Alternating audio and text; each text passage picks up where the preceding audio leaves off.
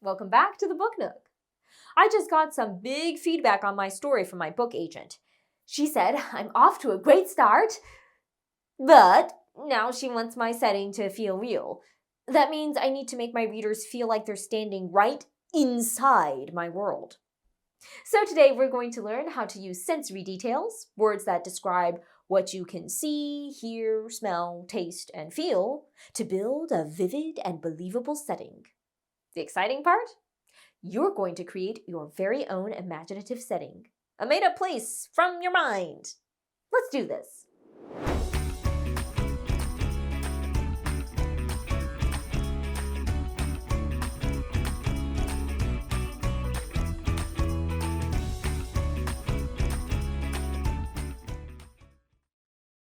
Think of a setting you want to describe.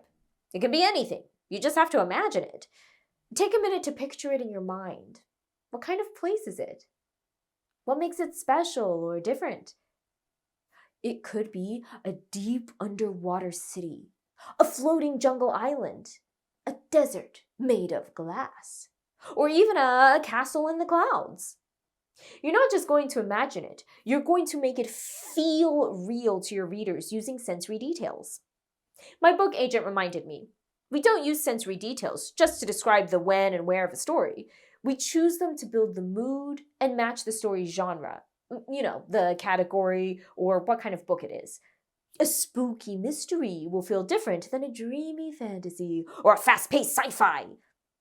Today, let's think about how our details help build a world that fits our story. To help us see how this works, my agent also sent me a story by another author. Let's read this together.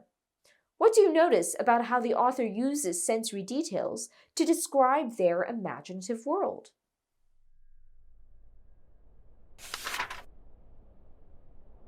Kai's boots squished into moss as he stepped through weeping vines. A glowing pond stretched before him, but it was made of sky, not water. It shimmered with lavender mist in the cool, damp air. When he leaned in, it whispered, not just sounds, but words. "We remember," it said. "We dream." Above him, gray clouds hung low. Inside the pond, sunsets bloomed and galaxies spun. The breeze carried wild mint and damp earth, prickling his nose with something ancient. Kai touched the sky liquid. It tingled against his fingers like a soft buzz. This wasn't just a pond. It was a doorway. Whoa! Did that description kick your imagination into gear? Let's break it down and look at all the sensory details the author used. Let's start with our eyes. Kai's boots squished into the moss as he stepped through thick vines. A pond stretched before him, glowing softly. Lavender mist floated above it. Can you picture that in your mind? I can see the vines, the glowing pond, and the soft mist. It feels peaceful, but also a little mysterious, like something surprising could happen. If you were going to step into that world, what would you expect to find next? A robot hiding in the vines? Or maybe a secret portal under the water? Yikes! Now it's your turn to be a world builder. Think back to that setting you were imagining at the start of today's video. Can you picture it in your mind? Which sensory details could you use to help your reader see what you see? Are your sights bright and shiny, dark and spooky, or wild and magical? Make sure what people see matches the mood of your setting. Pause here and write down your ideas now.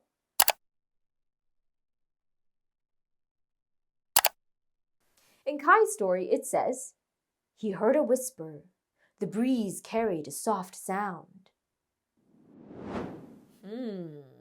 This gives me goosebumps. What are some details the author used to create this feeling? When he talks about a breeze carrying a soft sound, I know a whisper is soft and a secret, not loud and clear. It makes the moment feel quiet and maybe a little bit tense. What sounds belong in your world? Is it silent and eerie, or full of buzzing, clanking, or music. Let the sounds help your reader feel what kind of place they've stepped into. Pause here and write down one sound someone might hear in your setting.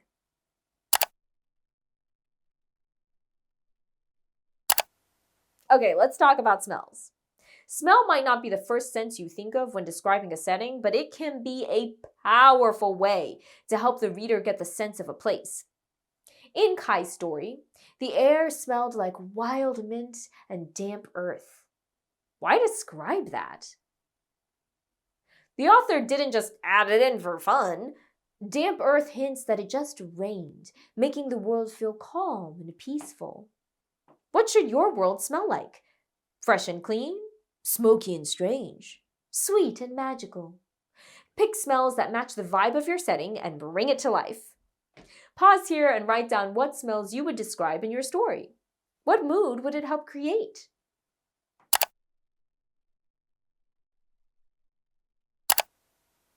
Now let's talk about how things feel on your skin or under your feet. The author stated that Kai's boots squished into moss. The water tingled when he touched it. The air felt cool and damp. How do those textures make you feel? Safe, calm, or maybe curious?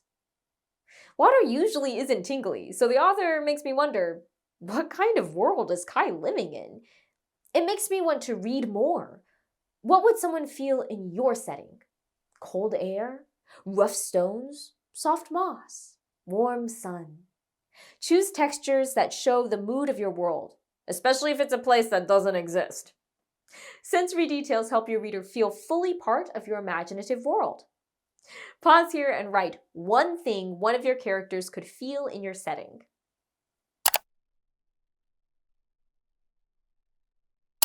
Okay, that was a great example of how an author can use different sensory details to create an entirely new world.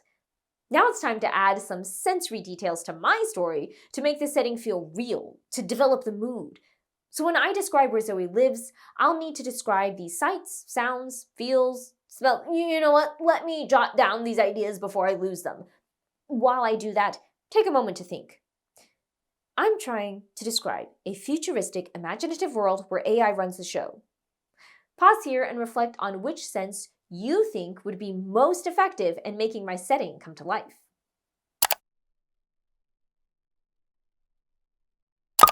Okay, I took a little time to think and I jotted down what I imagined. Here's what I came up with after using all my senses to picture the setting. Oh, you know what? Let me use a voice note I can send to my agent so she can use one of her senses and hear the story come to life. Neotropolis sparkled under the soft blue glow of sky beams, its glass towers like frozen flames. Silent cars glided along self-cleaning roads, and drones zipped by like silver dragonflies. Lights blinked like 1,000 tiny eyes. The air smelled too clean, like nature had been erased. People moved in lines, wrist devices flashing orders.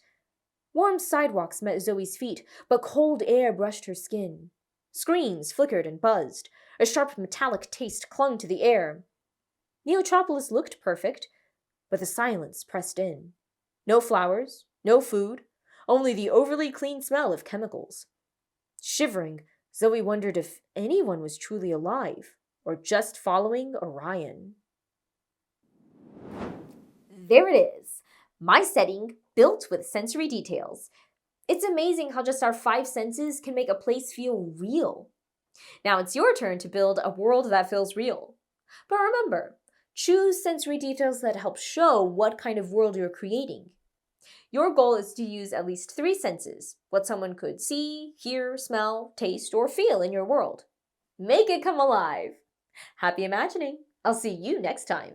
Until then, keep reading, keep writing, and working toward your goals. Hey, hey.